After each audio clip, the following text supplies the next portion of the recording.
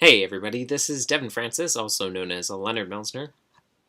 And I love the tropes that the first episode we're reviewing today subverts. And also this is Victoria, because she hasn't said her name in forever, because she stopped saying it at the beginning and the end of episodes, I realized. Yep. No one knows who I am. What are we talking about That's today? why people only ask you questions, because no one knows who I am. It's true. What are we talking about today, Victoria? We are talking about Unfair Game, the OAC episode of the month of May. Mm-hmm. And I Slap Floor. Yes. The notorious episode for having a strange relationship with me. Completely unrelated and unplanned. This has kind of become an episode for, I guess, tangentially expressing viewer feedback about episodes, I guess you could put it, indirectly through us. Because Unfair Game, Tintin, who helped us on our 100th episode, she sent us a bunch of thoughts about Unfair Game, which added a lot to it, way more than I had, very in detail, as someone who I believe she was in the missions field in the Philippines for years. So she had a lot of insight about the problems with this episode, much more so than I did. And I kind of like this episode. Recently checked the Oddcast email for the first time in about 18 months. And there were 2 fan letters in there. Guys. One of which was from Hannah, who's in our comments all the time. Responded to that letter, but among many other nice things that she said in there, she wondered if we could review I Slap Floor, so we're doing that and today. she gave some keen insights that made me think about stuff I hadn't thought about before. And so we're like, hey, let's review it, and then we can talk about that stuff that you said. So I will say, disclaimer, I'm not, and I never have been, a very big fan of I Slap Floor. I'll get into why later when we get to the review of that, except for Hannah did make me think about it a lot more because of what she wrote. So in a good way. Let's start off with Unfair Game, episode 818, written by Marshall Younger. What happens in Unfair Game, Victoria? So in this episode, who's the main character of this episode, Victoria? Marvin. And guess what? Marvin who? I was spoiled like half a year ago or more. Surely you don't mean Marvin Washington, from whom we haven't heard in 10 years. Yes, I sure do. And boy, golly gee, am I confused about how old he is supposed to be, because he's with Ryan Cummings on the same basketball team in this episode. Yes, he is. I wanted to send you a message so bad about that, but you had not listened to the episode yet when I did. Yeah, Kendra Barry's voice was, such a sound for sore ears. It was so beautiful. And they made references to old stuff. They talked about Los Perros Frescos. They made references to the cool dogs. I was so happy. That was so the best moment of the episode. That was the best moment of the episode, talking about Los Perros Frescos. How little has Marvin aged in order to be playing on the same team as Ryan Cummings? Admittedly. What I think is Ryan went pros, because he is notoriously the best basketball player at his school. So I'm thinking he age jumped so that he got to play with people way older than him. Admittedly, it is pointed out in the WebQuest stuff that Ryan's first episode is only 10 episodes after Marvin's last appearance. Because Ryan first appears in Kidsborough, and Marvin last appears in Class Reenactment. Oh, I guess that's true. I always saw Ryan as being way older than a lot of the other kids. Is that just because he's so much of an authority kid? That, and the fact that he sounds way older. Or License to Deprive, sorry. Oh wait, no, it is Class Reenactment. He talks like he's older, he acts like he's older, and he sounds like his voice. Well, I did also learn that Adam Wiley, he's a full-on adult, so that could be that. I mean, I knew that. That's one of the reasons he sounds older. Yeah. So what happens in the episode, Victoria? So they go on a missions trip. Jason knows somehow less about sports than I do. Also less about the Philippines, even though he talks about being a missionary for years. Go on. Yeah. So they're in the Philippines, and they're just playing basketball games out there, and they have this kind of missions thing going on too. and they're playing against a team there, and there's this kid who I can't remember his name. Ricky? Yeah, Ricky. And he keeps on, like, insulting Marvin by using movie references or something. It was weird. Anyway, so he's, like, really annoying. So then Marvin basically decides that he's gonna be a jerk back, and I was like, I can totally see where this is going. It's gonna be so blah, blah, blah, blah, What a already done. fundamental episode trope they're following. Exactly, that's what I was thinking. And then they actually subvert that. I was like, I really hope this isn't just a rehash of the fundamentals, but literally as I'm typing this, Braggy Ricky is talking about his fadeaway jumper. So and so then Marvin actually, like, goes around, meets some people. He gets, like, this cup from this young Andre boy Scrub, Filipino who Scrub, likes to play drums. And so then Marvin's like, I play drums too. So then he gets a cup from the kid that he can drum on. He finds out that Ricky is not in a good financial situation, and then he tries to help him out a little bit when some scholarship people come and watch them play basketball. And so basically Marvin plays really, really badly so that Ricky, who's already better than Marvin, will look even better, except for it just makes it look like no one is skilled at all in this process. So then the scholarship guy leaves. Marvin tries to, like, get him to come back, and I was like, typical storyline. The guy's going to come back and see Ricky, and, like, give him a scholarship. That doesn't happen. The guy leaves. We never see him again. And then Marvin and Ricky talk out their issues, and they become friends and stuff. And yeah, I actually didn't think it was that bad. It surprised me in that I kept on thinking it was going to go in certain directions, and it kept on, like, doing its own thing. I never really knew where it was going. Something I wish Unteck the Hulls did, but never did. No, I'll never stop breaking on that episode. But yeah, what are your thoughts?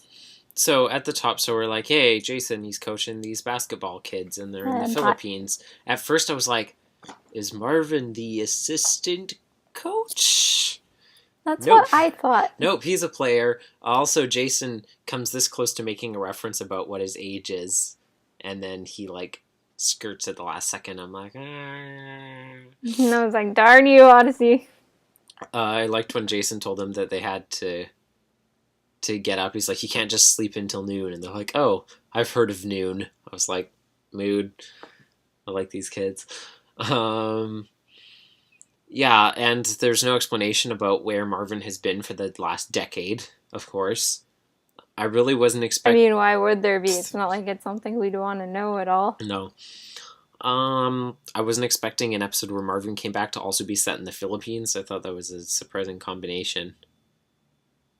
I was happy that Marvin talked about his drumming, and of course that they also talked about the cool dogs, and then I'm like, oh, that's cool. Andre, the kid who liked drumming, I liked him. He reminded me of Scrub. I was like, he gave the cup to Marvin, and then just watch the cup. The cup is going to turn out to be like the key to Manila or something like that. He reminded me of the kid in the pilot part 1 and part 2 that had, like, the pill maracas. Yeah. And I was thinking, like, man, this kid and Andre would just, like, hit it off. They would make their own band. They would make their own cool dogs. That was jiggling in the back of my mind. And then Marvin and Jeff would be best friends. When Marvin was, like, intentionally throwing the game, I was like, aw, it's sweet. Like, he's clearly retained what he learned in The Nudge in terms of tossing aside his pride and making sacrifices for others with Grady. Mm-hmm. Remember Grady? I miss Grady. I miss Grady a lot, too. And Carson. Yeah. And what's the mom's name? Christy. Yeah, and Christy and the daughter. Samantha. I liked the line about Jason scoping out the hotel, and Marvin's like, scoping out? He's like, old habits. Thought that was pretty funny. And they talk about, like, the hotels facing away from the slums. They only have windows on one side of the building. I thought that was great. It's funny because the first thing it made me think of was Aloha Oi and the Rathbones talking about their hotel window looking out onto the dumpsters. Oh, that's horrible. No, it reminds us of home. But specifically, it reminded me, and I'll throw it up on the screen here, this very famous image from 3 years ago. I don't know. When the World Cup finals were in Brazil, and there was all the controversy about the fact, and the same thing came up with the Olympics again. That's like this country that has so much poverty is pouring more money into building sports stadiums for these events than it is into its own people, and the immense disparity in wealth. And it's still continuing to pour money into all of this stuff to have people come for tourism. And there's a lot of famous images came out of that. There was one I was trying to find, which was an actual photograph, and it was like of a street overlooking a hill, and it was just like falling apart shells of burnt buildings and people looking through the window frames with no glass and looking down on the city and like seeing all the spotlights in the huge stadium. I couldn't find the exact picture I was looking for, but I did find a very famous image that circulated a lot around that time and throw it up here, which is basically exactly what I'm describing, except it's an illustration. So it reminded me a lot of that. And on that note, I like the jab at the end when they're in Smoky Mountain, which is a real place in Manila, one of the actual big main garbage dumps. The jab that Ricky makes at the literal poverty tourism. Like, I mean, there's already so much racism tied into so much Western... Are you talking about, like, the eating dirt thing? Oh, I'm talking about that, but I mean, like, just the idea that tourists come on tours of the dumps so that they can, like, watch and take pictures of people picking through the garbage. And then I loved, the jab at them. They're like, oh, we pretend to eat dirt and stuff to freak out all the white people who come. Like, there's already so much racism tied into so much tourism, especially a lot of those, like, short-term charity trips and how they usually tie into, like, white savior complex and all that related stuff. It reminded me a lot, in this case, of a deleted scene from Lilo and Stitch. As many people, I hope, are aware, Hawaii It's a good scene. is a location, you know what I'm talking about? Yeah. Is a location that has suffered so much colonialism, and now much of its tourism is centered on appropriation and knockoffs of that culture that was crushed underfoot. And Lilo and Stitch still kept certain nods to it, like David's line about it being a fake luau anyways when he gets No, fired. that was Nani's line. Oh, yeah. And even Aloha Oe had elements of it, like the Odyssey episode, like the way Doris talked to the street merchant like she wouldn't be able to understand them. So this deleted scene from Lilo and Stitch was early on, and you can correct me if I'm remembering it wrong, but basically it showed Lilo visiting this really touristy beach and facing hordes of white tourists who wanted to take pictures of the native girl like she was a zoo exhibit, and upset and hurt but mostly tired of experiencing this constantly, Lilo points to a siren at the top of the beach and yells at everyone to know, this is a tsunami warning, and if it goes off, everyone needs to flee for their lives. And then she goes and sets off the siren, and then emptying the beach of everyone, they all run for their lives, and she just goes down and just relaxes. By the time everyone clears out, Bubbles is standing there, and he's gazing at her disapprovingly. Yeah, and then she can go relax on the beach. So Ricky's line reminded me a lot of that scene in the poverty tourism. Just hearing about that is like the most disgusting thing I can imagine, that people would pay to go on tours just to stand and gawk at the people in the garbage dump. And that's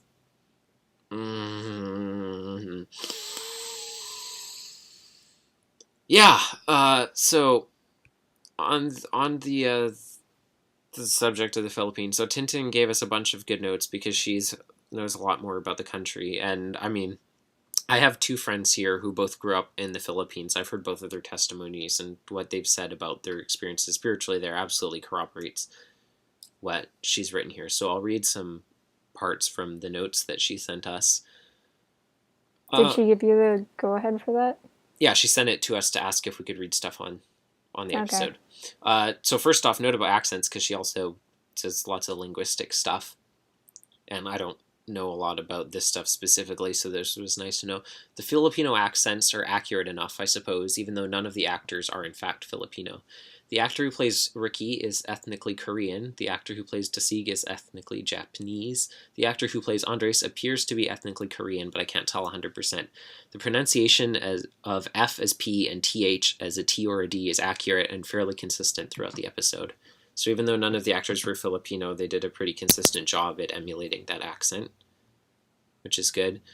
It says, however, there's a slightly syncopated rhythm to the Filipino accent where stresses land on words a North American English speaker wouldn't expect.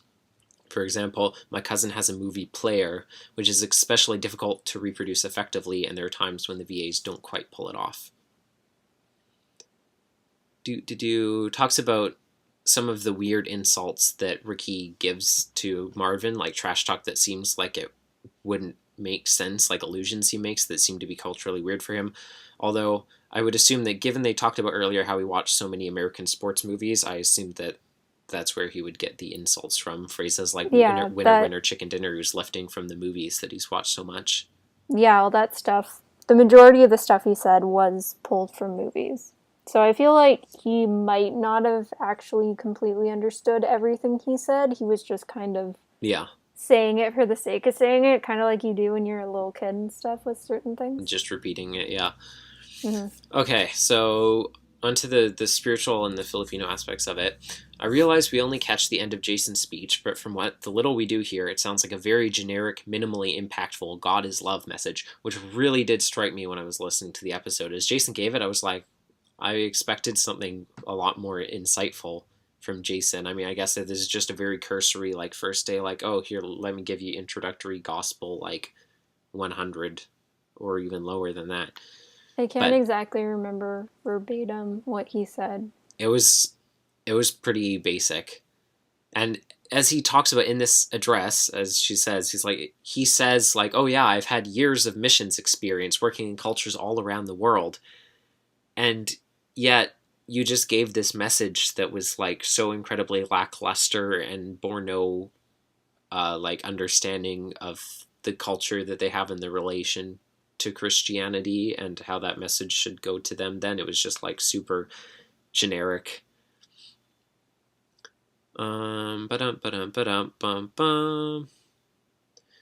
Jason and Marvin's conversation about the separation and division of classes is an important one to consider, especially for listeners who may have taken their material blessings for granted. It's especially important to get them to recognize how the poor are often marginalized in passive ways, such as the absence of windows on one side of the hotel, which I thought was great, since many of the active means of marginalization are usually against the law anyways. Jason's exhortation for Marvin to be a friend to Ricky on the face may seem a bit trite on the surface, but it's a good way to help him reset his relationship with Ricky away from being hostile or patronizing / paternalistic.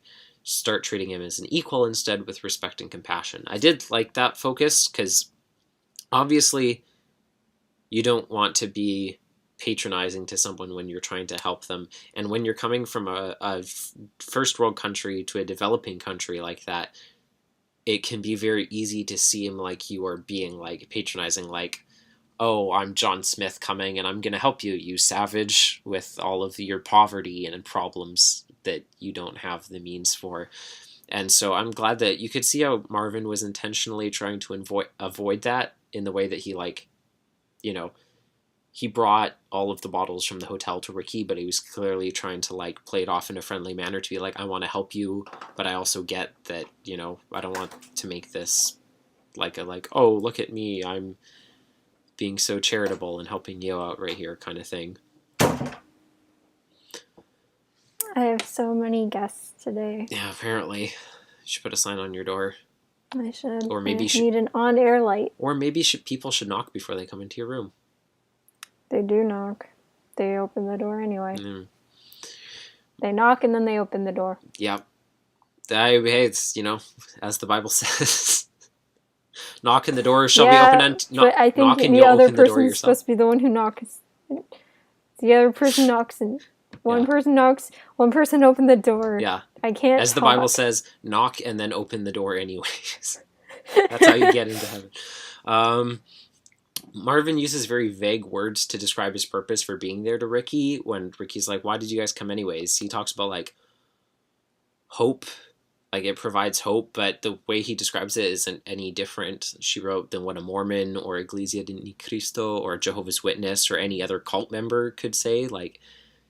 Ricky lives in the Philippines, which is a place which is vastly majority Catholic there. And the preceding, skip ahead. There's an unending sentence, but then the thought continues in the next paragraph. So, Ricky's response to Jason and Marvin's evangelism that hope in God cannot fill your stomach is a very unrealistic response for someone who lives in the Philippines to have, regardless of whether he lives in the slums or whether he's rich. It's very natural for someone living in the relative wealth and comfort of the West, like the US or Canada, to think that way. Like, oh, hope in God isn't going to do you any good. Like, what you have around you, your physical stuff, that's the only thing that can help you. It makes sense to us over here in the Philippines because it's so Catholic there. That is really, even if you're not Catholic, it's like the cultural Catholicism is very ingrained in people. That's not the way that they would think. If you were living in very negative circumstances, it wouldn't lead you to think, oh, God isn't real, I need to look after myself. It would more be like, I need works-based salvation is the place where it directs you. More like, oh, I'm not being good enough, I need to do more good works for God, and if I do more things and follow by the catechism tighter, then my blessings will come. And so Ricky's response of being like, oh no, God can't help me, it's not something which culturally really makes a lot of sense for the Philippines specifically, for that to be a reaction that he would have. He also talks about, like, I can't imagine, like... Dev? Yes? I can't tell what you're saying and what Tintin is saying. Like, I don't know which is you and which is her. That was basically all her, just me rewording it. Okay. As I go.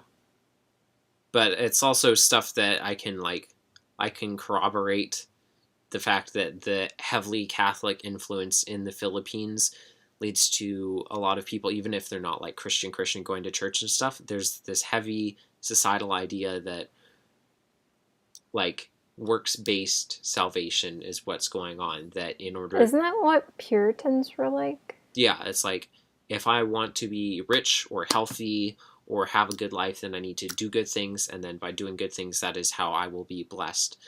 And so the idea that this is the response that Ricky would give doesn't really make a lot of sense in the context of that culture. So Tintin talks about, in final thoughts to this, that a person more likely, if you were living in those poor circumstances like Ricky, you would be more likely to be driven harder into religious performance in an effort to like alleviate your present suffering or rack up brownie points in the afterlife rather than turning away from God. So her final thoughts. I thought the episode had a very cliched plot that reminded me of The Day After Christmas and the fundamentals. The lessons, the material blessings should not be taken for granted, and that a Christian's witness has to be shown and told are important lessons to be learned, but the presentation in this episode does them a disservice. Aside from one or two moments, there was not much insight either on the Filipino culture or an impoverished people in general. It was especially strange for the episode to be silent on the fact that Philippines is an incredibly religious country. Over 80% of the population is Catholic, over 5% belonging to Christian cults, and 2% belonging to Protestant denominations. And this silence is evidenced as Marvin witnesses to Ricky, and it sounds as if Ricky has never even been exposed to a cultural conception of God, which is very bizarre for that country.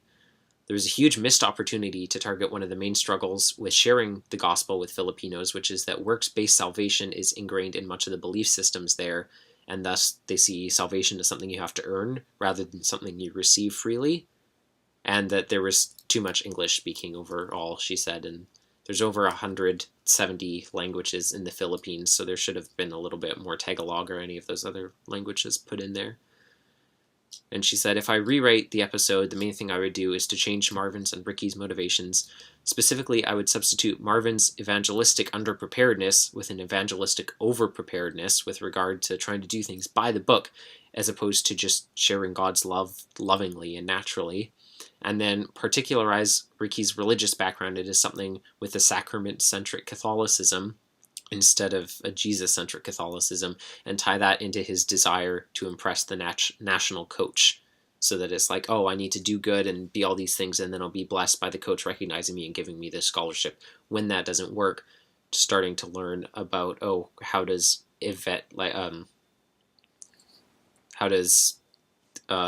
works-based stuff that I'm doing, why isn't that working?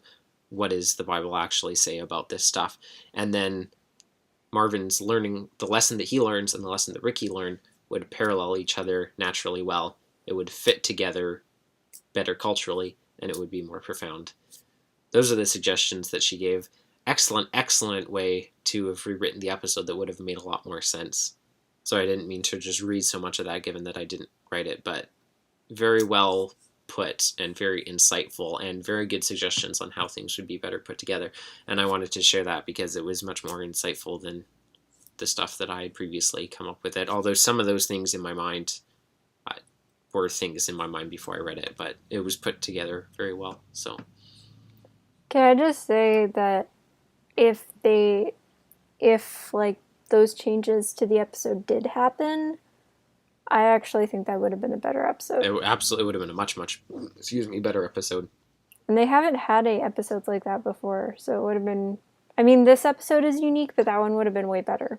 Yeah, have we talked about way more unique? I'm sure we've talked about the idea of works-based salvation before. Like, you can't do. I guess that first episode where Connie's trying to evangelize to people kind of has stuff like that. But, on Marvin's side, yeah. But I mean, I'm sure we've done something on Ricky's side of that, like a works-based salvation, 1 Corinthians kind of thing. I'll have to think about it. I feel like we have, but I can't think of anything specific. Let us know in the comments. I feel like this episode wasn't bad, though. It wasn't terrible. It's like, if you ignore the fact that it doesn't accurately represent the settings, then it's like, it's still Jason stuff. Especially, like she said, in that conversation, Jason's like, oh yeah, I was a missionary for so many years. I've traveled all over the world. I know these cultures so well. And then he gives like the most bland, generic gospel sharing that I've ever heard in my life. I feel like even with just ministering to people at Oswald Heights, Jason would be able to give a better speech than that. Yes. Yeah. I did appreciate particularly the way that, like I said, Marvin, I liked Marvin in this episode I could see the way that he was specifically trying to avoid being patronizing towards Ricky when he was trying to help him out. Like, he was trying to humble himself, and not in like a patronizing, humbling way, you know what I mean? Not like, oh, I'm gonna roll up my sleeves and get down in the dirt with you kind of thing, but he was trying to be as casual intentionally with it as he could, to make it clear that he wasn't trying to like embarrass Ricky by helping out. He's like, I know you don't need my help. I know I'm not like, oh, I'm doing this to here and come and save you, you savage or whatever. It was very much clear that he was making an intentional effort to be as much a genuine equal and just try and be friends and help him as a friend as he could, and not help him as like a missionary, but just help him as a person. I feel like the only moment where Marvin was unintentionally like pretty patronizing was when he was like not really playing at all. Yeah, when the guy was there. But like I said, which was also the only situation in which case he would have no grounds to be patronizing, of course, because Ricky was much better at him than basketball. And that's the thing, though. Yeah. He should have just played normally, which Ricky told him. So I like the relationship between them, though. I like their dynamic. More in the second half than the first half, because the first half, Ricky was actually really annoying. But I liked Ricky in the second half. It was way too much like the fundamentals in the opening part. It was. But like I said, I'm glad it did something I was different. like, if Marvin starts talking about infectious skin diseases, I'm out of here. So the video documentary was by far the most useless one that we have ever had thus far. Well, that really says something. We have Bob play some basketball and loses at horse to 2 3-foot tall kids. Well, a 3-foot tall and a 2-foot tall kid. And he talks about sports ambassadors for about 10 seconds. And this basically says nothing about them. And then they put in the old Dude Perfect challenge footage of the disturbing Wit mascot doing trick shots. And then they put in some more Bob losing at basketball to 3-year-olds. At the halfway point of the video. Is it like one of those things where it's like, oh no, I lost? Yeah. One of the kids is... That is so annoying. One of the kids is like actually 3. The other's maybe like 6. And so they'll be like, the kid will like throw the basketball and then it will cut to the ball sinking into the hoop. And Bob's like... And I'm like... Oh boy. Uh, I'm glad I didn't watch it. so we get a total of 3 segments of that in an 8-minute video. That At the sounds halfway horrible. point of the video, they finally show something remotely of substance, and you hear from 2 different missionaries who live in the Philippines. Mind you, they're both from the US still, because we can't talk to any Christians who are actually from the Philippines, of course, because as Tintin shows us, being able to consult people actually from the Philippines, that would have allowed them to actually get an accurate picture of the work that would have resulted in a very different episode. And then we cut back to more Bob losing at basketball.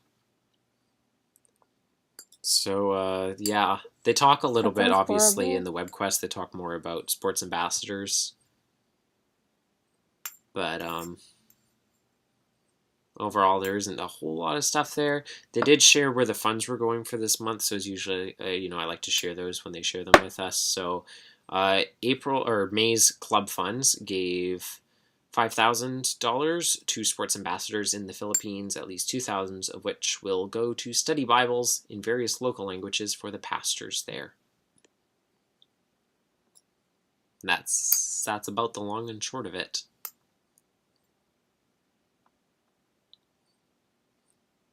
I don't really have much to say. Yeah, I think we've said most of it. Suggestions, obviously, as Tintin said.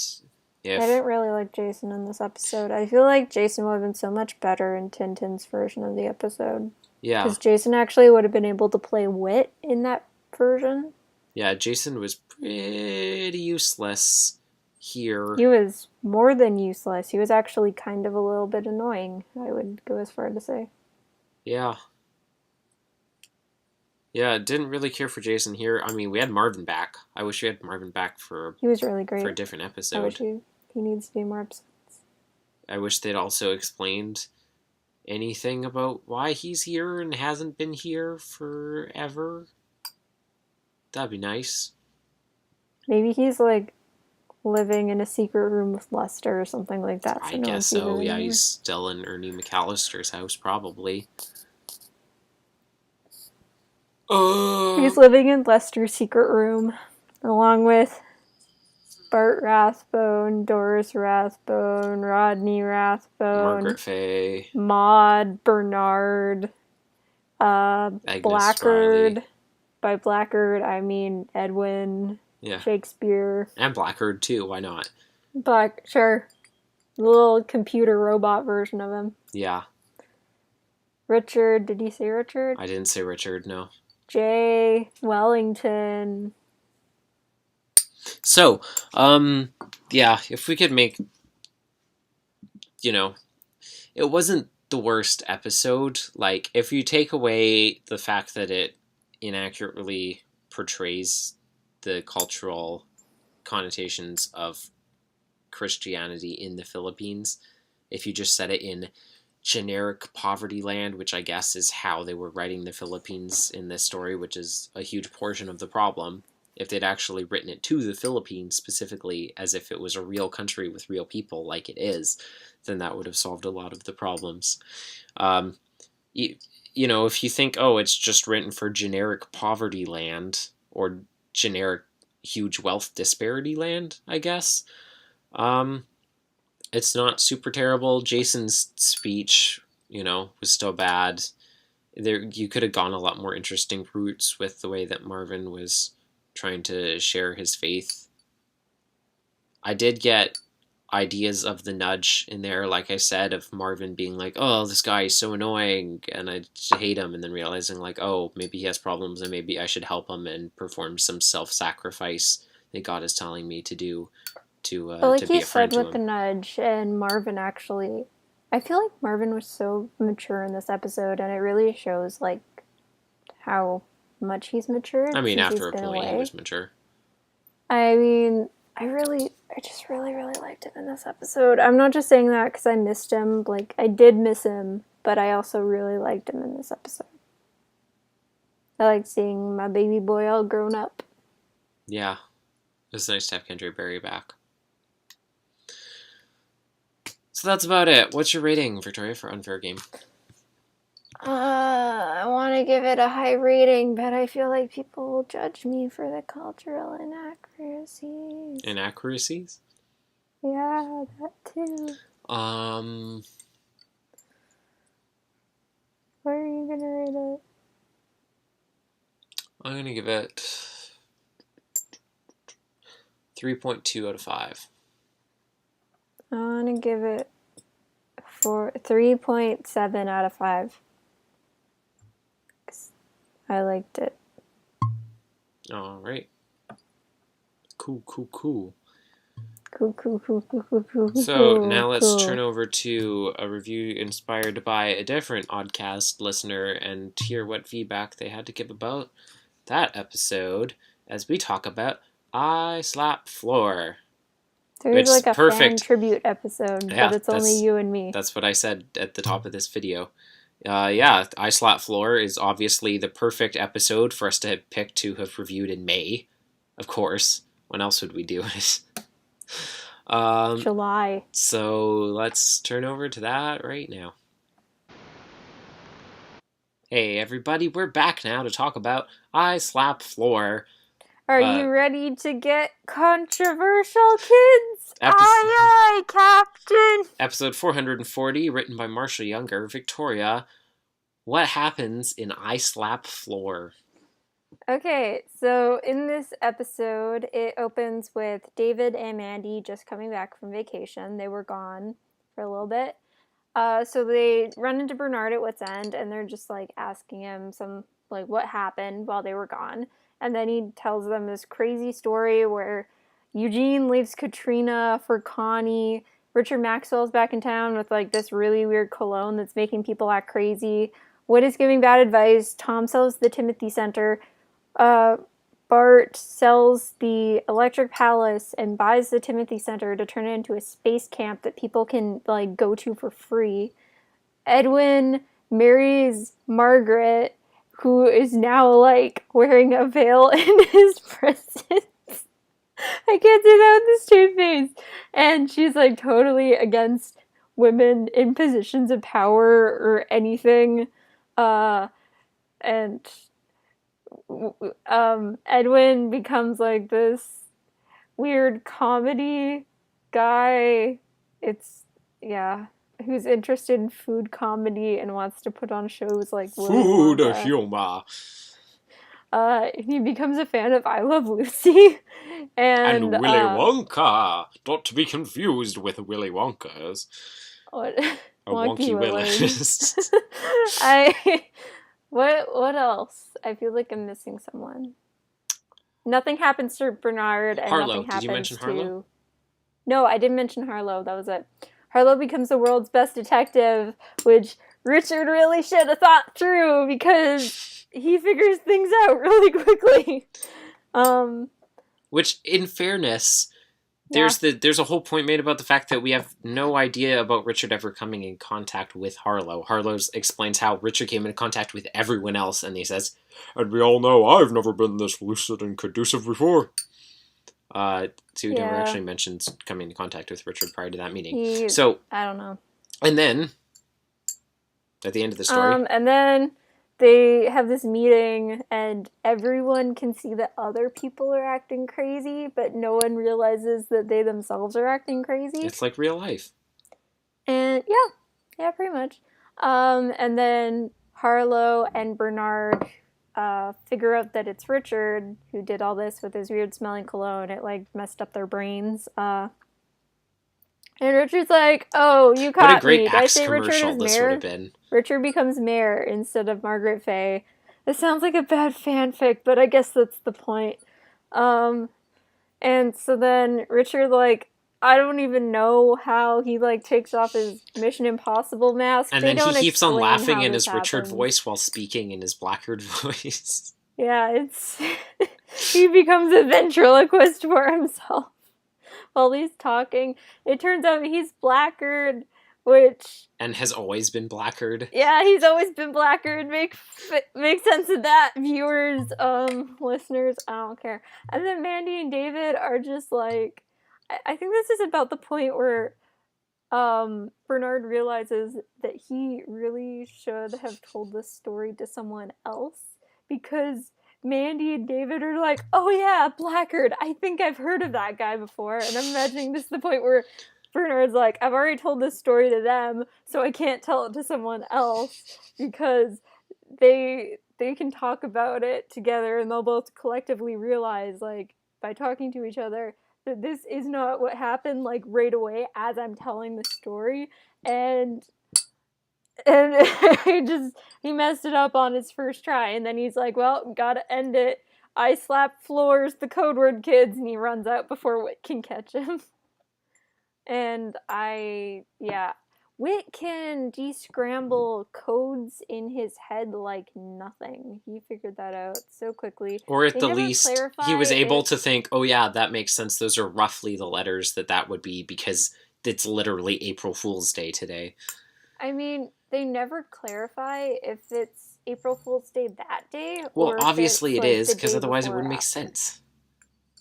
Well, I mean, like, the thing that bothers me, one of the things that bothers me about this episode is why would Mandy and David not pick up on the fact that it's an April Fool's Day prank right Okay, away? How often does April Fool's Day come and you completely forget that that's what day it is that day, though? That's true. Actually, not generally, because I always get like 50 videos in my YouTube subscriptions. Okay, but this episode... dumb pranks. This episode... I always appreciate it and respect the heck out of people who don't do anything for April Fool's Day if they have a YouTube channel. Okay, but consider this episode predates YouTube by 5 years. Oh, that's true. Yeah, okay, you win. So, as you kind of alluded to at the end of this... I never understood the code until Devin told me, because I was pretty young the first time I heard this, and I was like, what does I slap floor mean? For those who are somehow not aware, it's an anagram of April Fools. Yeah, and Wit hears it, and he's like, I slap floor. I slap floor. Ha ha ha, you two are idiots, and then he walks away. Yes. So the real question this episode raises is, when did Bernard decide to do this / come up with this story? Right from the get-go... He has too much free time. He's like washing windows. There's nothing else to think about. No, that's not what I mean. That's not what I mean. Right from the get-go, he was lying about Wit being home recovering from an illness before he even heard that Mandy and David had been out of town for the last week. So, did he already know that they had been away and told the story assuming they hadn't heard anything from any of those people in the last week or in the story? If so, how long had he been planning this? Did he come up with this story specifically for the Strasbergs once knowing that they were going to be away and wouldn't be able to refute it? If so... let me finish. If so, did he have to seek them out to tell it to them as soon as they came back before they heard any conflicting info about the last week from anyone else? If he wrote it for anyone who was gone for a week in general, that would be odd too, since he'd be doing it so that someone was gone for... assuming that anyone was going to be gone for a week in the middle of the school semester, and it would only work that week since it had to be on April Fool's. If he didn't know that they were away, then was his plan just to lie to them about Wit being sick, and then tell the story if they just happened to be absent for the last 7 days? And that would make sense, because... it would be most likely that they were in Odyssey and Bernard would have just ended up lying about Wit, which could hardly be considered a joke. Perhaps if he made it up on the spot. But if he did that, that would be extremely bizarre if he ad-libbed an entire complex story that ended with Blackguard taking over Richard's body for years to infiltrate the town with mind-altering cologne. And assuming I'm not forgetting something, which I probably am because this flowchart has more branches than you can shake a stick at, assuming those are our possibilities, I think, sadly and bizarrely, that the most likely scenario that I just mentioned is that Bernard noticed the Strasbergs were gone the week prior to April 1st, and then he fabricated this premeditated yarn and then specifically sought them out immediately upon their return to town to fool them before they could hear any contradictory information about the last 168 hours. Sure. Okay, here's what I think. Bernard is a storyteller. Mm-hmm. You, of all people, hanging out with me, should know how quickly and how easily people can come up with stories on the spot. Okay, but this story... You have watched me play D&D, have you not? What I think happened is that Mandy and David came in, Bernard saw them he already knew. He knows all the kids. He probably like heard from Whit or something like that at some point that they were out of town. He saw them, and then he realized like, or maybe he was just planning on doing this with any kid. Like he said like, "Oh, Whit's sick," just like a tiny little prank or something like that. And then they would like not be able to find Whit or something because Whit was in the other room or wherever he was, because he was gone for like 20 minutes. He doesn't say where he was. He was just like, "Thanks for Yeah. covering for me, Bernard." We don't even know if he came in from outside or if he was like inside the building. And anyway, so the thing is, he knows it's April Fool's. He's messing with them. And then they say, like, "Oh, we were gone. What happened?" And a little light bulb flashes in Bernard's head, and he's like, "Hey, it's a great chance to screw with people because they don't know what's going on right now." I So mean, then like he I just said, goes to still, town. I feel like he could have reasonably assumed that anyone in his story might have talked to the Strasburgs before he did that day, which means he was taking the chance that he might be like, "Hey I kids, mean, Whit's sick." They Hey, didn't interrupt him and say he was wrong. I know, so. but he could have reasonably assumed Also, that would have happened. Bernard is generally smarter than most people in Odyssey. What does that have to do with what I'm saying? I'm saying that he can probably trick them into whatever. Even if they did say something to contradict his story, he would probably be able to weave his, like, silver tongue around whatever they said and still trick them. All right. Sure. I can't believe I'm defending this episode so Yeah, strongly. you are. Am I doing a good job? I guess. I'll be honest. It's a little depressing to me that this is both Richard and Blackguard's final episode ever. Like, I'm gonna get to that. Granted, Trust me. Richard was supposed to be Aram originally, so it wouldn't have been his last appearance, but the fact remains that it is. I like how they put Whit right on the verge of giving Sarah Pratchett unknown advice when Richard interrupts him for the first time.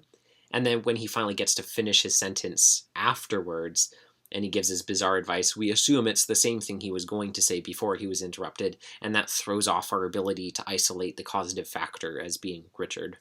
Mm-hmm. Okay, now the reason I am not a big fan of this episode, I never have been. Okay, as many of you might know, I really love Richard Maxwell. I've always really, really loved Richard Maxwell. I one time wrote a huge Tumblr post on why I really love Richard Maxwell and why I want him to come back into the show. One of the reasons is because this was his last episode. And so it always, I don't know why, but there's always like this thing where like a good character suddenly turns evil or something like that in a stupid way, which has always bothered me ever since I was like a kid, especially like evil clone characters where there's just like no good reason. Like in the Batman Beyond movie or whatever it is, where like future Robin turns into the Joker, and I'm like, this is annoying. Or like the episode of Carled Square that I've never been able to get over, where he has like a bunch of evil clones and they make an evil clone army and they try and murder everyone in the world. That title always annoyed me so much because I'm like, there's two of him.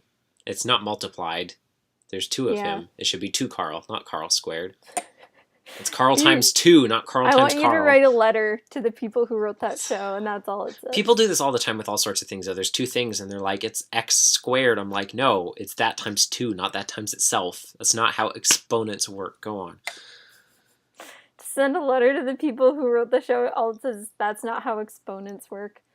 Anyway, so for someone who really loves Richard, to listen to this episode and it ends with revealing that in a plot twist that doesn't even make any sort of sense in any conceivable way. This is the biggest evidence, honestly, that Bernard made this up on the spot. Yeah.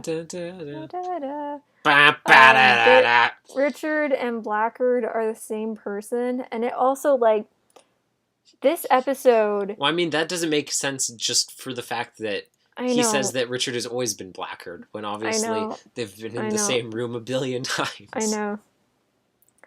But, I need a moment. Okay. This episode This episode. It's only. Can I just say, it's only the Richard things that bothered me about this episode. Oh, I Other didn't than realize that, that before. I think this episode is great. What? I never realized that before. Yeah, that's the only reason I dislike this episode. That's the only reason I've always disliked this episode, is because I love Richard so much and I hate what this episode does with him. I think he is great in this episode until the part where he becomes mayor. From that point on, I don't like his character. I will, like, the things I love about Richard in this episode are more than there are more things I love about Richard in this episode than I dislike, but the dislikes are so big that they outweigh the things I like. Things I like are Richard working with Tom in a nice way that shows their friendship. No animosity between them. And not only is there no animosity between them, they don't even feel the need to mention how there was animosity between them. It shows just how far they've come and how none of that matters anymore, that they don't need to bring it up in every single episode. Or it shows that Richard is actually Blackguard. Yeah, whatever. Don't talk. I just really love it because it feels like, yeah, they have a developed friendship now. They don't need to be like, hey, we're friends, but we used to be enemies. They're just like, hey, we're friends. There's no need to mention that we used to be enemies. That dovetails beautifully into my next point, which is the way Richard acts around everyone else. Which is that it seems odd to me that Richard, if we were assuming that Richard was actually Richard here, like this is what Bernard is trying to get them to believe, which I guess works because they, I assume, have no idea who Richard Maxwell is, so why wouldn't they buy it? It's odd to me that we're presupposing Richard has no hesitation from seeking out work from either Bart or Edwin. I was going to get to that. You'd think that he would be too apprehensive to spend a lot of time around Edwin, if only for the uncanny resemblance and bad memories alone. And then Bart, on the other hand, was a long-time pawn of Blackguard, helped him out with Darkness Before Dawn, and the Electric Palace was once the physical location of Richard being crushed under his Zapazords machine in a burning building in an act of attempted murder. Not great memories there either, and the chance that he might not even be terribly trusting of Bart at all, even with Blackguard dead. Okay, one time I saw a beautifully written post saying that if Richard came back to Odyssey, a post on Tumblr, that they would want him to work with Edwin at the theater, and it was saying like they would both. First I remember that post. That was nice. But yeah, that was such a good post. At first, I was like, I'm not on board with this, but then I'll throw a link down in the description. Yeah, if you can find it. Well, I'll just go in my Richard tag. Oh, I didn't know you reblogged that. Anyway, so I can't. Yeah, look at it, read it yourself. But it says, like, at first it'd be awkward, but then they would kind of, like, bond over the traumatic experiences that Regis put them through. And Richard would be able to, like, help all these kids if they happen to be kind of in troubled situations in their lives who were, like, learning how to act at the theater. And he'd be able to relate with them. And then, like, Richard and Edwin would, like, bond through this, like, kind of nice friendship and stuff. And it was, like... Sweet. Such a sweet idea, and I was like, I really like this. So I like the thought of Richard working with Edwin in this. Only in this situation, though. Since they didn't establish that, I don't really know how to feel about it in the actual show. But I am completely on board with what you said about Bart. I do not think Bart and Richard would go near each other. I don't think Richard would touch Bart with a 10.5-foot pole like he was the Grinch or something. Like, he would not want to go near him. He was laughing and saying good riddance when the Electric Palace, like, when Blackguard's castle was being torn down and stuff. He's not crazy about Bart in any way. He doesn't even really like Rodney that much. Yeah. But anyway, what else? I really love, I know I've said this in the past, but I love Richard and Connie's relationship and Richard and Eugene's relationship, and this also kind of like continued. How about Connie and Eugene's relationship? Wonk, wonk, wonk, wonk. I will get to that later, Devin. Let me finish my hour-long spiel about Richard Maxwell. What else? I don't I love the voice actor for Richard, and I love the warmth in his voice Nathan in the majority of Carlson. this episode. But the ending, it just felt like his heart was not in it at all. When he was like, "That's right, I'm Blackguard." Ha ha ha ha ha. He's such a good voice actor, but at the end, I don't know if it's just me, but I felt like he was just kind of like, nope, Phoning it in. I don't want to do this. I'm just gonna phone it in. Is that just me, or I mean, I'd have to listen like to it thinking he about kind of that. sounds like a little flat when he's just doing the Blackguard reveal. I mean, it's certainly cheesy and campy as all get out. Yeah. Because it's But ridiculous. isn't that what Regis Blackguard is? Anyway, yeah, for a character I love so much, who, like, this would have been the first Richard moment that isn't tied to Blackguard in the show. Yep. Which would have been such a big development. If they actually didn't put Blackguard in this episode, it means that they would have maybe been able to continue the trope. Not even trope, just like the concept of putting Richard in episodes. Then they could have brought him back for Novacom. Yeah, exactly. He could have been in Novacom. Blackguard wouldn't have been there. It would have been great. This means Richard could have been in more episodes, but because they put Blackguard in this episode, that means that Richard can't be in more episodes. He can never, we can never be graced with his presence again. I love him so much. It makes me so sad. That's why I'm always confounded when people talk about, when will Richard come back? I'm like, the fact that Blackguard can't come back means Richard can't come back because the writers doubled, tripled, quadrupled down on not letting Richard appear without Blackguard. I know, and I really, really hate it. And for one of my favorite characters to just, somehow stupidly, it's so stupid, just, become a character that they clearly are not, and nothing makes sense, and it just makes me so mad. Does it now?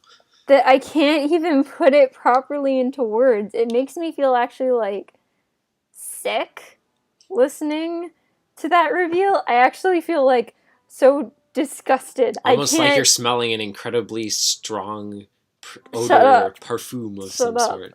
But, I hate that part so much, which sucks because the rest of the episode is so unbelievably funny, and it's so quotable. Devin and I quote, especially the parts that relate to the TV show so much, because they're so funny, and with being oh yeah, go pierce your own ears with that axe, or go chop that firewood yourself, whatever. Pierce through your own ears with your axe, yeah. I always, for some reason, think that's what he says. That's not what he says. He's go pierce your own ears and go chop that firewood. And how they mess with the fandom, this episode is so meta in the best ways. Is it my turn to talk now, then? Yes. Especially the Eugene and Katrina stuff and Connie. Okay. So good. So, back to my notes. First off, Whit is oh yeah, Eugene, he hasn't been around much later since he got that associate professorship at the college. I'm I cannot believe that they took the exposition explaining Eugene's upcoming absences due to his new position that he got in Malachi's message and tucked it inside Bernard's crack friend fic. I really hope that the other people found out that Bernard told the story. Whit, I want everyone to find out that Bernard told this story. I want that's my next Connie note after this knocking on Bernard's door at 2 a.m, demanding answers. I want Katrina phoning up Bernard from Chicago, asking him what he thinks his deal is and why she was made to be a toilet in his story. I want him to be sought out. Honestly, the Eugene Katrina thing is what makes it a fan fiction more than anything else. It's I know that this is canon, but I refuse to accept it. I'm taking Eugene's fiancée and turning her into a house appliance and shipping the obviously superior ship of Connie and Eugene. But I think, I really wish I knew Connie Eugene shippers and I could listen to this episode with them for the first time, because I always like to imagine the reactions of people who ship this episode and they listen to it for the first time, because I think I've seen posts like that before. Like, oh my gosh, the first time I listened to I Slap Floor, I got so excited when he said he was leaving Katrina, but then it turned out to be a prank and I got so mad. And it's like so funny. Oh, goodness. Because for something like that to happen to your ship, it's the thing you always want to happen. But for the end to be like, no, screw you. And also the idea that your no TP is still canon. you could be wearing such thick shipping goggles that you hear everything else in the episode up to this point. Then you get to that and you think, yeah, this seems legit. I know, that's the thing. Like, if it was me and it was a different series, I would probably go with it. So would I. Because I'd be like, I ship it so hard, I'd be like, I don't even care. It's canon. It's canon. Okay, so it's canon. Whit's initial advice that he gives right after Richard first visits isn't that odd. Like, obviously the get kids to use axes without supervision stuff was super OOC for him, but it wasn't like it's not more OOC than him being like, Dylan, go use those power tools in the garage to build your own car. For the initial advice, though, isn't that weird. Like, he didn't tell Sarah to tell her parents they're being too restrictive. He told her to have a discussion with them and suggest that they change it, which is pretty soft language. The only thing that maybe seems out of place here for Whit is the word unreasonable with reference to her parents, but overall when he said it, I'm like, it's not that also, like, the little weird. bit of music it plays when he says the word unreasonable. Yeah, but I guess maybe it's supposed to be like he's built, like, the weirdness is building over time. It is. From that to, like, yeah, pierce your own ears. Okay, so as you were saying, like... I know people who have pierced their own ears. Well, I know, but Sarah's, like, tens. I know.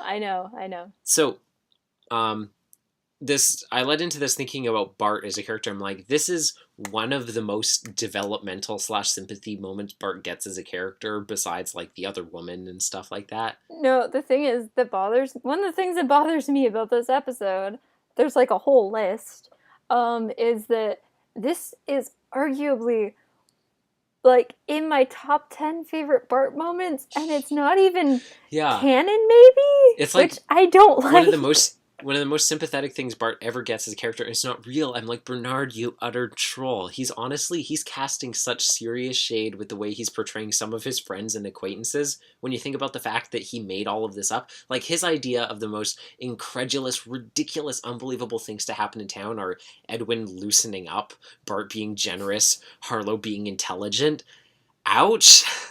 Like, that's why when you said I want people to find out he told this story, I'm like, yeah, I feel like some people might not be too incredibly happy when they hear about this. So the part where this starts to tie into what Hannah wrote into us that we wanted to talk about. So wait, can I just say really quickly, do you think, like, when Mandy and David actually got to telling Whit the story in detail, they got to the part with the Strataflyer, and they're like, isn't that crazy? And he's like, yeah, ha! And he's like standing behind his work desk, he has like the blueprints for the Strataflyer, just crumples them up and throws them behind him. I want an animation of this. There'll be like a Rick and Morty moment where Whit throws them away and then a portal opens up and, like, they fall through the floor and the portal was opened by, like, animated Whit, and he's like, and he's like, these? Oh, this is an amazing idea. Exactly. So for the episode overall, while the general trend here for each character is that it's something unbelievable to the kids, there's no strict trend on the way that it's unbelievable. Most of the characters ended up being the polar opposite of who they normally are. Whit was irresponsible, illogical, and gave kids dangerous advice. Bart was generous and charitable. Harlow was solving difficult cases and mysteries. Margaret was misogynistic. Edwin was fun and fancy-free. And Richard was happy. But some of them... that makes me sad. But some of them don't quite fit this vein. No. I wrote that for you, Victoria. I wrote that for you. Did you actually, though? Yes. You jerk. Some of the characters don't quite fit this vein, such as Tom, Connie, and Eugene. I've never been able to quite pick at what was going on with them, like, as a rule that unified, like, what is going on here with them. You actually never figured out that was just poking fun at the fans? Not the Tom part. Oh, I thought you said the Connie and Eugene. Well, yeah, but I'm talking all three of them don't fit the rule of this is the opposite of their normal persona. Yeah, but didn't you figure out that, like... I knew Connie and Eugene was, but I Okay. didn't think about the Tom aspect and how they fit together as being the same thing. I love the part with Haggai. It's like, I saw an angel today. Haggai! Looks like a lot like the guy who checks my gas meter. So I never really put it together until I read that piece of fan mail from Hannah a few weeks ago. For these three, the change was about playing to inaccurate listener stereotypes and perceptions. And I'll get into the part I didn't realize about is it this like in a minute. Tom being like a cowboy hick So or listen, something like that? there's two parts of it for Tom. Tom claims that he's too elderly to run the Timothy Center anymore, and then he plays the comical bumpkin hick angle up to 11. And Connie and Eugene become all lovey-dovey, pouring all over each other. So Tom's age and countryness and the Connie Eugene ship are both things the fandom has long clung onto past their expiration date. For the Tom's bumpkinness, I would blame that on his initial scene in Wit's Visitor that later carried on to Connie's Letter and Promises, where I blame it on gets the line, twang? What twang? Twang? That was sarcastic, Victoria. Tom was joking in that line, at least. Oh, he was? Yeah.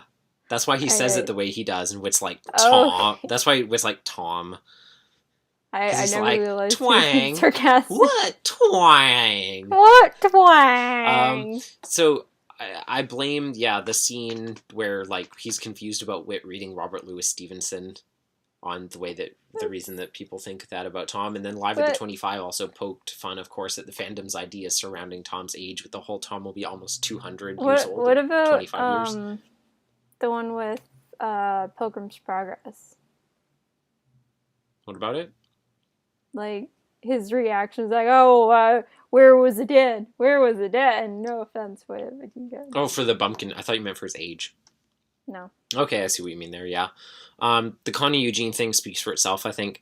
By Hannah pointing these things out, I think that the key role they play here, and this is what I really realized, like the deeper thing I realized from this, the key role they play here, beyond the general fact, and this is what she pointed out, and I also realized part of it too, was the whole thing, beyond the general fact that this was an episode for parodying the characters, is specifically, I think, that the whole idea here is that Bernard has made, we know, all of these characters as caricatures, as contrary from the real selves as they could possibly be. To Bernard and to Mandy and to David, to the people who actually know them in real life, Tom being an exaggerated old hick, or Connie and Eugene being hopelessly in love, is as ridiculous an idea as generous Bart or Willy Wonka Edwin or Richard Maxwell being happy with his life for once.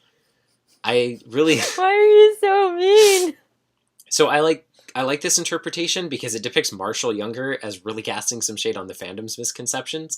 It reminds me of Chris's wrap-up in Something Old, Something New, and she's basically like, I guess that settles that. Mitch and Connie aren't getting back together, so can you please all move on with your lives finally? It's good stuff. That peppy Barbie voice of hers. I like the idea that the fandom is supposed to look at all these other characters as being like, wow, they're so weird and backwards and wrong, and then they look at Connie and Eugene being back together, and they're like, oh, I guess this means that Connie and Eugene being together is as backwards and weird and wrong as all of these other polar opposite characters, which probably isn't what they picked up on that, but I feel like maybe that's what was supposed to be communicated there. It's a good stuff. So thank you so much to Hannah for the letter with the insight. Sorry, it took us over a year to respond to your letter. It's totally my fault that we didn't see that. I was thinking like really hard while I was listening to the episode today, and I was just like, darn it, this episode is so much smarter than I ever gave it credit for. I like, I already knew it was clever, but I never really thought about it being smart. You know what I mean? Yeah. I like how they have put lots of callbacks in with the Connie Eugene stuff. They talk about License to Drive, Truth, Trivia, and Gina, The Graduate. The romantic scene between them where they first confess to each other. I was cringing so hard the entire time. I love how painfully cliche the Connie Eugene romantic movie Nicholas Sparks confession scene is, because it has they're second guessing and then looking away. And the way they read their lines, it's like, Connie? Yeah. What? It's, never mind. It's so cliche. And you can just imagine their faces going the way I you can't start a sentence and then stop, and they're like, but Baka. no, wait, and the music, it's just it's too much cheese for me. It's I can't not cringe while listening to that. It's so funny. And at work, and someone was saying beside me, I had my headphones in, I was just like, And every time it cuts back to Bernard, he's like, but wait, there's more, and Mandy and David are like, They're sobbing and they're like, please stop. And he's Make like, the bad no. man stop. On Edwin Stubb, this episode is how I first learned that sitcom stands for situation comedy. Way back when. Devin, fun fact, had never seen the I Love Lucy chocolate scene before working on the review for this. I had, though. Well, I knew what it was. I knew what the reference was. I've seen gift sets of parts of the scene, but I'd never actually watched the entire scene until last night. So, for those who may not know... enough clips of it to fully see the scene, but I didn't actually watch it in one full video until the other day. Yesterday, yeah. For those who may not know, the scene Edwin references with the conveyor belt and eating the candy, stuffing into the mouse, is a very famous scene from I Love Lucy. Down in the description, there's a link to this. It's only like 2 minutes long. Basically, for the background of this scene, this is a Christmas special for I Love Lucy. Believe it or not, everything I'm about to tell you about this episode, I already knew before doing research for this review. So in this episode, it's basically like Lucy and her best friend and Lucy's husband and her best friend's husband. And they basically get in this like gender argument about like, oh yeah, Devin doesn't really know this. The women are like, being a stay-at-home wife is like pretty difficult, like doing food and like cleaning the house and stuff like that, and you don't understand how difficult it is. And the men are like, well, you don't understand how difficult it is being a man, you've never worked for a living. So then they kind of like, the women, bearing in mind that this episode came out in the 50s, of course. Yeah. And the men stay at home working, and it's like shenanigans. The men didn't realize how difficult it was being a woman, and the women didn't realize how hard it was being a man. And when they get their job, it's working at the chocolate factory. So is that where her husband and the other guy work? Is that the chocolate factory normally? No, they just got this job like themselves, I believe. So I don't think they work there. I think they just got this job, and then they got fired immediately after. Yeah. So, speaking of the whole Connie Eugene thing is to make fun of the fans, I definitely decide on that on listening to the line where Connie's like, do you remember that time when I was like 16 and you said I had lackluster mental discernment? I realize now that you were just trying to say you love me. And I was like, okay, yeah, they are definitely making fun of the fans for shipping this so hard. You hit the nail on the proverbial head, dear. And yeah, like you said, the joke about Tom receiving life revelations from the angel Haggai. I love how giddy he is when he runs in. It's like, wait, I just decided to, like, what did he say? Like, buy a whatever? No, he's being a rodeo cowboy, yeah. Yeah. Be a rodeo cowboy. I met this angel named Haggai, and I don't know if that's actually, like, a Jewish name or something like that. Victoria, it's a book of the Bible. The joke is that Haggai and Malachi are both minor prophets. Okay. I was thinking, like, that's not a real name. Stop. It's like that old speech I heard at History Makers from that Christian comedian who was talking about a verse that is it was Zephaniah, and he's like, I bet a bunch of you didn't even know that Zephaniah existed. One day you're going to go to heaven and you're going to meet him, and you're going to be like, who are you? He's going to be like, I'm Zephaniah. And then you're like, who is that? And he's like, I have a book in the Bible. I have a book in the Bible. People still don't know who I am. And apparently because Victoria didn't know that Haggai was a person. Yeah. Zephaniah, Haggai, Zechariah, Malachi, Victoria. It's the third to last book of the Old Testament. So, sure it is. Here's the real question, Victoria. If Whit is giving out perpetually bad advice when he cautions Tom about his idea with his performance dreams, does that mean that that's backwards and that Whit actually should be encouraging Tom to be a rodeo cowboy would be the good advice? See, what I think's happening with that is the whole realizing that everyone is acting weird is counteracting his bad advice. Yeah. So he's just being actually sincere, which what I want to know is why more people aren't affected by the perfume, or there are way more people who are affected by it who never got treated because the main characters never realized that they got messed up. I want like all these kids running around being all crazy, and the parents are like, oh, kids acting so crazy, but they're actually like high on this weird cologne perfume thing, and they're all insane now, and they never get treated.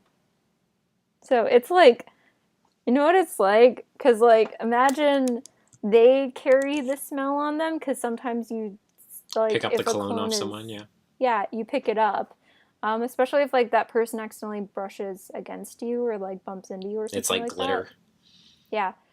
What I think is it ends up, like, it's a good thing that this is fake, because this would have been like a 28 days thing where, like, it would have passed from person to person, like the zombie apocalypse, and it would have been so bad. And then, yeah. I always mix up So, that movie and the Sandra Bullock one where she's in rehab, and it makes it really confusing. yeah, I just realized recently that those are different things.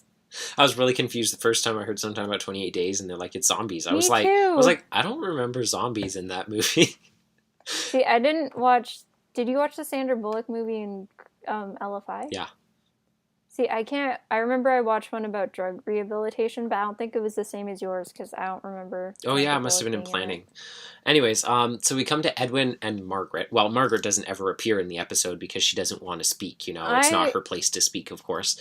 I'm so glad that Margaret does not talk in this episode, because I think that somehow makes it better. It makes it just like the fact that Katrina doesn't talk in this episode, but she's talked about. The fact that Margaret doesn't actually have any speaking lines in this episode is so funny.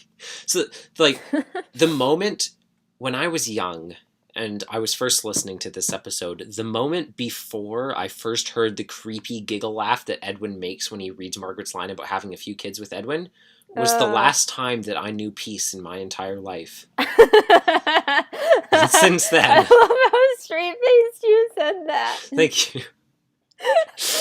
Since then, the only thing that that was the moment that Eve ate the apple and sin was brought into the world. He's like, have a couple of kids. I'm like,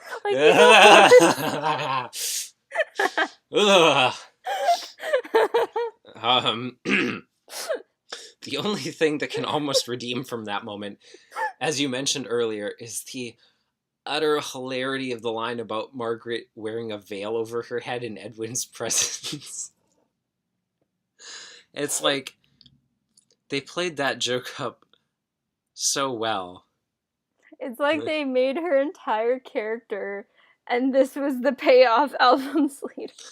I also really like the idea that the mayor of a town can step down and pass the office on to someone who's not even on her staff without any public vote or foreknowledge. I love how Richard walked into town Yes. one day later, got hired as mayor, even though he has, like, this criminal background and stuff.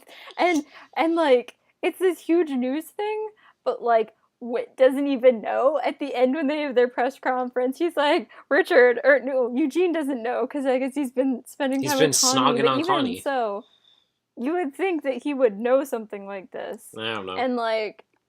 And he's like, oh, Richard, sorry I haven't been able to help you. And he's like, that's okay, I'm mayor of Odyssey. And I always imagine every single time, like, Richard is mayor from then on, I always just imagine, like, from his tone of voice and the confidence that he has, like, a hat on, like an Abe Lincoln top hat on. That's how I picture it in my head. He's like, that's okay, yeah. I'm mayor of Odyssey now.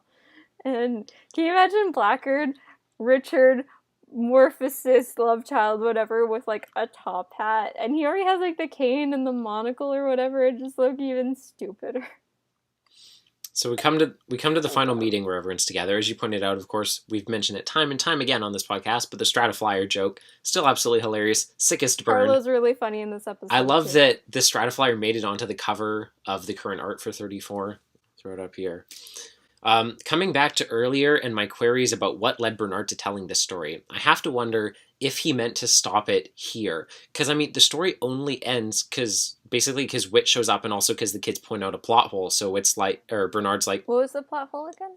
They're like, but why didn't you get affected by the perfume? And Bernard's like, because I slapped Floor in pieces. So if they hadn't... See, that's what I was saying before. Like, if they figured out some, like, a plot hole or something like that, then he would have... Yeah, but I'm saying, if right off... This is what I'm saying, like, if...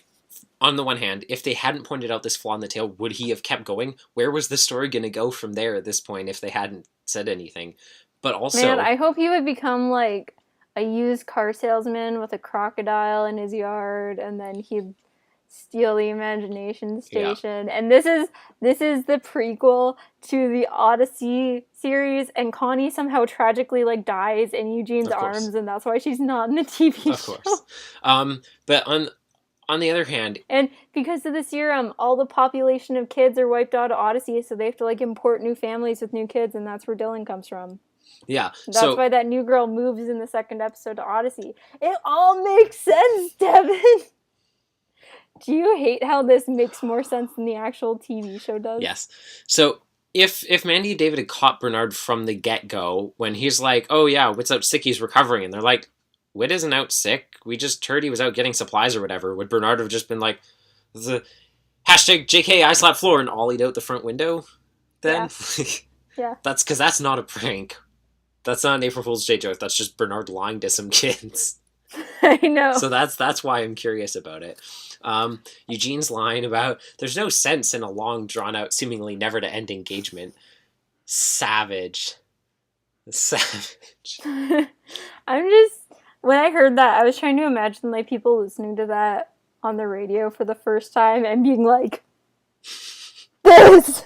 Because like, how many years had the engagement gone on since... They've gotten so much better about it. Well, with, I mean, the engagement started Penny with and album Wooten. 29, but they've been dating since 19. So Yeah. at this point, they've been...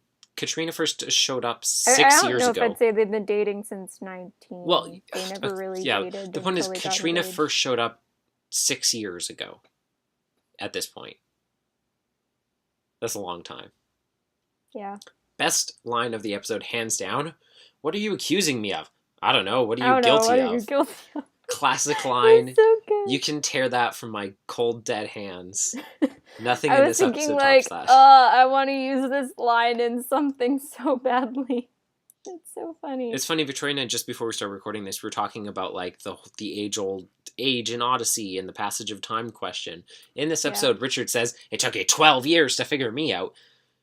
And so you're like, what is 12 years supposed to have started in this sense? Like, when should they have figured him out? I mean, we know for sure that 2 years passed between Waylaid and Applesauce. Yeah. So, 12 years before this episode came out, April 1st, obviously, in 2000. 12 years before 2000, 1988, that's when album 5 was. So, Daring Deed, Sinister Schemes makes sense. That's when Richard is talking about. So, he says it in here that that's supposed to be 12 years. Granted, of course, this isn't actually canon, because this is just Bernard talking. But, yeah, it's like, oh, okay, sometimes we're confirming real time is real time, and sometimes it's not. I don't know. And then Bernard should have said that Connie was like, but I've only aged 2 years. It's interesting that Richard says, or sorry, blah, blah, reading the same note again. It's weird that even in album 34, this is only 9 albums after Darkness Before Dawn, Mandy and David, that they wouldn't know the name Regis Blackard. Like, they're like, oh yeah, I guess so, after you explain the whole backstory. But Isn't just that from the guy, name, like, his ghost haunts the tunnel downstairs Yeah. or something? like, especially, I mean, it does make sense given that they didn't appear until after the first hiatus, and Mandy was real young back then, but it's still really weird to me to think that even from 25 to 34, they're like, Regis Blackard, who dat? I think New it Kids makes Who sense Dat. that like they would vaguely know of him, because I don't think people would be like, oh yeah, let's eagerly talk about the guy who screwed us over a bunch of times. Also, you just missed my sick joke. I did. What was I it? said New Kids Who Dat, and it was funny. Huh. I like the idea, like, it's maybe the most confusing thing about this episode to me, and that says a lot. The idea that Blackard says he stole every top governmental secret in the US, and then he decided to use all of that power and knowledge to become mayor of Odyssey. The only explanation for this is that the whole... He's so petty. Are you really surprised? The only he's so freaking petty. He's as petty as Edwin is. The only explanation for it is that the whole becoming mayor thing in this episode was also a parody, and it's supposed to be a reference to Darkness Before Dawn and the weirdness of that movement on Blackard's part. I mean, that makes sense. In there, because I'm like, that is the same thing there. He's like, haha, I've achieved world domination once I get this mineral, also I'm going to become mayor of Odyssey. You know what it's probably like? There's this YouTuber whose videos I watch. Her name is Lindsay Ellis. She's the nostalgia chick, but not really anymore. She does these videos called Loose Cannon where it looks at different iterations of the same character. There's one where she does it on Hades as represented in different medias. And he's like represented in all these different ways, usually as the bad guy, up until Disney's Hercules comes out, where even though he has like nothing to do with Hercules, yeah, James Woods, so great. Even though he really has nothing to do with Hercules in any of the Greek myths, he's the villain in the movie, and his goal is to take over Olympus. And then she showed how in every single piece of media after that Hades was in, his goal was always to take over Olympus, even though that was like never something he ever wanted to do in Greek mythology. And it just kind of sounds like they did that with Blackbeard and wanting to be mayor. Interesting connection, but it just makes sense. So they make these lofty goals once, and they're like, oh yeah, that must be what their life goal is. Yeah. So the thing from the guide about this, do you slap floor? I Slap Floor generated more mail than any other Odyssey episode to date. How dare you insult my OTP? Excuse me, mainly from people trying to figure out exactly what the phrase I Slap Floor meant. We received some unusual guesses. One fan pointed out that if you lined up the words of the title in a certain way, as so, it would spell out the word ill. The fan incorrectly guessed that Bernard must be ill. How does that work? You're supposed to use all the letters, not just 3 of them. They didn't know that back then. Oh. To help listeners figure out what the strange title meant, we added a few hints to the album version of the episode ad and future airings. We encouraged listeners to rearrange the letters and reminded them that the show first aired, quote, on the first day of the 4th month, end quote, of the year. Do you know what it means? I couldn't count when I was like 7 and I first heard this episode, so I had to get Devin to explain. When I first heard this episode, I thought, oh... I wasn't good at order of months. I'm still not that great at it. My mind was like, before they gave the hint, I was like, oh, it's April Fool's. And then they're like, the first day, the 4th month. And then for some reason, I thought 4th month, and my mind went to March instead of April. I was like, oh, wait, I guess it's not April Fool's. It's St. Patrick's Day. Yeah. St. Patrick's Day, March 1st. Yeah.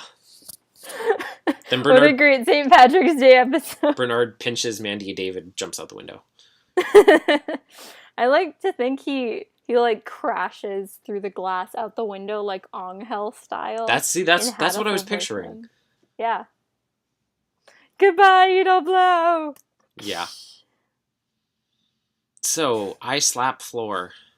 Oh, what a great St. Patrick's Day episode. Yeah, so final thoughts, I can't believe Victoria. you figured it out before they actually gave the hint. I wouldn't have figured it out unless I heard the hint. Like nowadays. Even back then, I didn't really know what was up. What are you... I remember, like, it was such a long time before I knew. I'd listened to it, like, a couple times, and I still didn't know what I Slap Floor meant. Because it might have been because I always forgot, and I was told.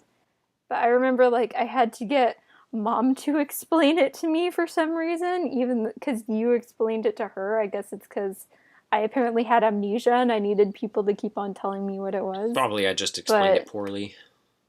Yeah, but I remember her saying, like, oh, the episode, either her or you saying, like, oh, the episode is an April Fool's Day episode, and I was still like, but what does I Slap Floor mean? So it was such a long time before I found out that was an anagram. I was just like, how do they know it's an April Fool's Day episode? What does I Slap Floor mean? And it bothered me for such a long time. That's probably also another reason why I didn't like the episode for a bit.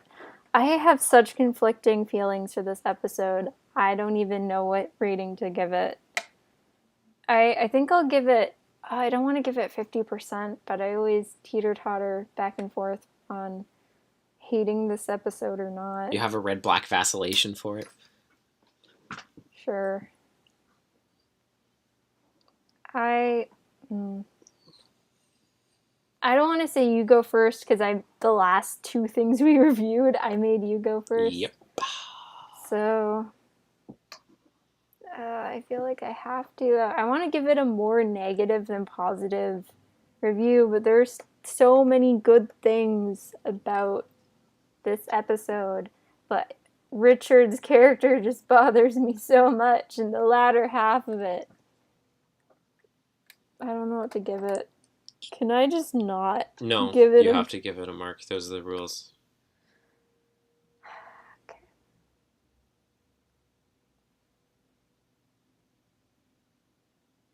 Well, we're going to be here for a while. All right, I will talk first.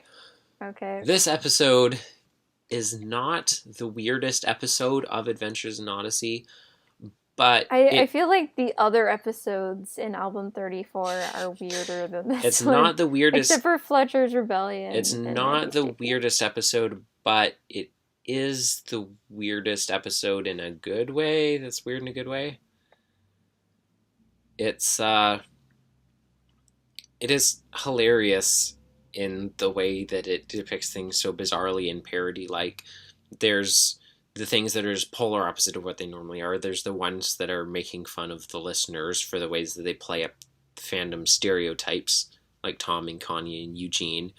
There's all of the just self-show jokes, like the Strataflyer, the long drawn-out, seemingly never-to-end engagement, and I just received directions on my life from the Angel Haggai, which are all just jokes at the show's own expense. Although one of them is a movie, one the other two are for the actual show. It brings back Richard and Blackguard, technically. Do you like what it does with Richard in this episode? No. Do you think I have valid points about Richard? Yes. Okay. Yes, I think it was a very bizarre idea to put Richard in this episode. I blame this episode for the reason Richard never went into Novacom. This episode, really, the ending is very similar to Push the Red Button, in that the story gets weirder and weirder until it goes off the rails to a point where you're like, this can't possibly be canon anymore, and then you find out that the whole episode was fake after all. Yeah, actually, I was thinking, like, because you said this isn't the weirdest episode, and I was thinking, like, what's the weirdest episode in a bad way? I think the answer would be Push the Red Button. See, I was thinking, though, there's also, like, Fairy Tale-o-vision and stuff like that. The live version, not the album version. The version where it wasn't Wooten's dream, and it was just straight up Odyssey was vaporized by nuclear holocaust. Yeah, and then it ends. Yeah. Yeah, our jaws were, like, on the ground. Of all the live shows, I'm glad that we were together during that one, so we could share to watch the live stream in the horrible experience. It was something. So yeah, there's a lot of clever writing in here. Like, there's a lot of layers and slick references that Marshall managed to sneak in here. It's a pretty weird episode, and in the end, it really doesn't mean anything at all for the show overall as far as canon goes. Like, it's a filler episode. Yeah, to the highest degree. But as far as finding out that Bernard, I guess the only good, solid piece of canon information that we get from this, the thing about Eugene, that we really like to know. No, because we don't know that that's true necessarily. It's part of the story. I mean, it does happen to be true, but I was going to say the fact that Bernard writes friend fix, like crack shipping friend fix, no less, is the most important piece of canon. I want to see his FFN account so bad, or his AO3 account. Oh, it's not AO3. It's FF. Okay. Is possibly the most significant and important piece of canon in the entirety of Adventures in Odyssey. So yeah, the episode does have that counting towards it. Maud ever finds like this flash drive under his pillow or something like that, and she's like, "What is this?" And she plugs it into his computer, and it has all these fanfics on it, and she's like, "What is this?" I Slap Floor is actually Bernard's username on fanfiction.net. I bet it's like, no, it'd be like Bucket Mop Man 392. No, Victoria, don't you see? That. That's why he yelled "I slap floor" when he left, is because he wanted them to go rate and review. Oh, it's his handle. He wanted them to go rate and review his fic, leave a kudos. I mean, this was in AO3, so, but you know what I mean. Yeah. Share, like, subscribe, follow, share with your friends. I hate everything.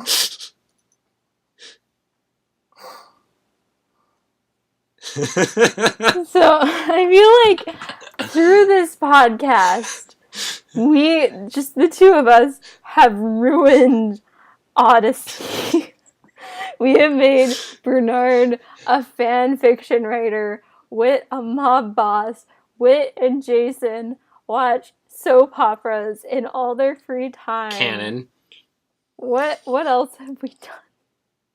A lot, To probably. ruin everything? I've done so much to Wellington, It's true. but I feel like all of it But turned out to be canon. canon. So, yeah. I love how everything you say does not turn out to be canon, and everything I say turns out to be canon, because I choose really obscure characters who somehow make Victoria, it back to the show. If everything and I you choose said main turned out to characters be and never leave. canon, we would be listening to a very different show. I wouldn't want to listen to the show if everything you said turned out to be canon, because Okay. Buck would be like Blackguard's son. It's really hard to, like you said, it's really hard to balance out the ratings for this, because this is, Between dislike and like? yeah, because it is, Or- when you're like, oh, this episode gets a medium rating, it's not because it's like, oh, everything's mediocre and in the middle. It's because there are very strong conflicting forces. It's completely polar opposites. The things... This episode This is like like-sided so neodymium confusing. magnets trying to hold them together. They're very opposing forces. It's because the things I love about this episode, I adore, because I think they're so, so, so funny and clever and witty. And the things I hate about this episode make me feel sick. I hate them so much. And it's like, how do I rate something like that? This isn't even red-black vacillation for you. This is just straight-up kismesis is what this episode is to you. This episode, it bothers me so much. You sound like John talking about Terezi. I am just going to have to throw a dart at the dartboard and say I'm giving this episode a 4 out of 5. How dare you? We're not siblings. There's a lot. The same blood There's a does lot not run through more. our There's a veins. lot more good than bad for me to this episode. I agree that there's a lot more good for bad in general, but like I said, for But me, bad is the stronger. bad outweighs the good. Well then, give your rating. Gosh 'Cause darn it. Richard is one of my favorite characters, and this episode ruined so many things. It's the reason. I honestly do believe that this episode is the reason Richard never came back to the show. I don't think that's the case. I don't care. I don't care at all. I am so past the point of caring right now. Hurry up, Victoria. Okay. I'm getting antsy. It's been a long day. Got a fidget cube. I'm gonna give it.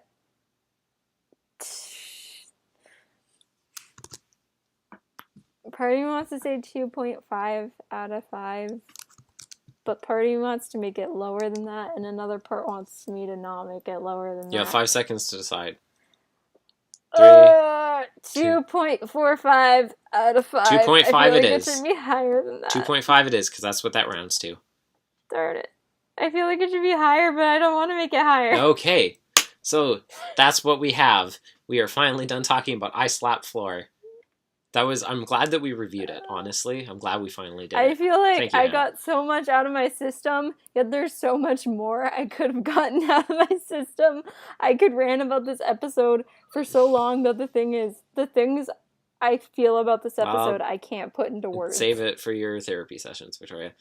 I need a therapist because of I Slap Floor. So, what are we doing next time, Victoria?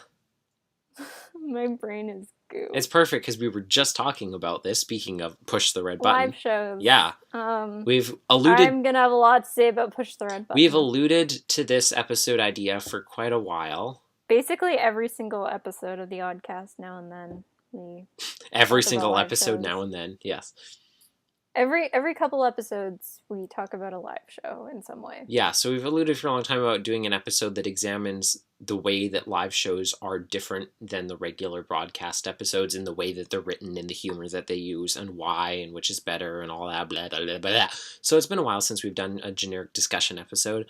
So that's what we're going to do next time. Until then, thank you for... You guys probably already know what our answer is, but listen to it anyway. Until then, thank you for joining us on our side of the YouTube. I have been Devin Francis, also known as Leonard Melsner. And I Slap Floor. And you've been watching the Adventures in Odyssey Oddcast. Mm.